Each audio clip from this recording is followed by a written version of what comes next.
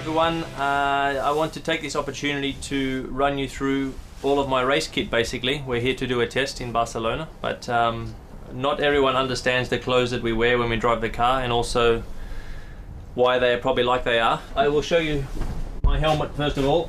It's an Arai Japanese helmet, very, very safe, arguably the best in the business in terms of weight, comfort and everything like that. So we have different types of visors which we can use. Sometimes we have a clear visor for wet conditions, and then the brighter the conditions we go up with the darkness of the visor. Also for Singapore and Abu Dhabi under lights we might use a slightly different visor again. On the bottom of this we have the hands device, which we clip onto the back of here, which is pretty straightforward. It just clips on there, and we have also a lot of rotation so we can move the neck in this way, but it stops the neck in a heavy accident from coming forward. Obviously this is a big issue for us in terms of safety. And then we go to my underwear.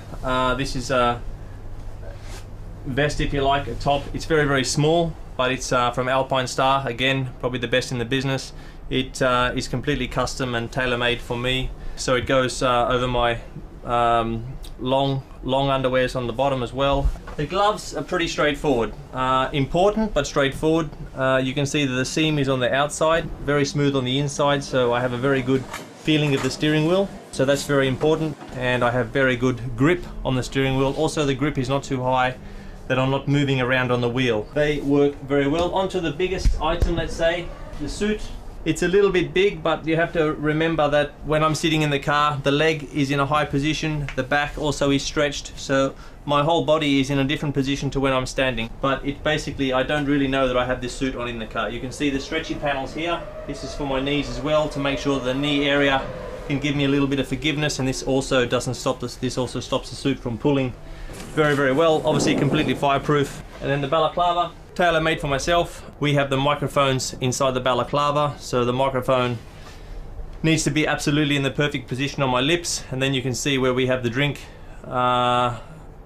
line coming through the side of the helmet. So all of this needs to be very, very well done to make sure that the engineers and the mechanics can hear me on the radio. And then the dancing shoes, very, very light from Geox, very breathable. They need to be quite stiff. I still like the shoe to have quite a bit of stiffness on the bottom, not too much flexibility, because the load in the boot still sees a lot of action. You can imagine this boot at Singapore for 2 hours vibrating on the bottom of the floor. It's very, very tough on the bottom of the ankle if you don't get these type of things right. So having the shoe fit nicely on the top is very important, and fireproof as well. And I don't go through too many pairs of boots, probably 2 pairs a year, maximum 3. Once I like my pair, I stick with them for the whole season. I'm not very fussy with that. So that's a run through. The only thing I didn't show, which we completely forgot to put in here, was my earplugs. But apart from that, they're pretty straightforward. The earplugs go in first, so then all of this goes on after that. So now you have a bit more of an understanding about what we have on our racing apparel when we go Grand Prix racing.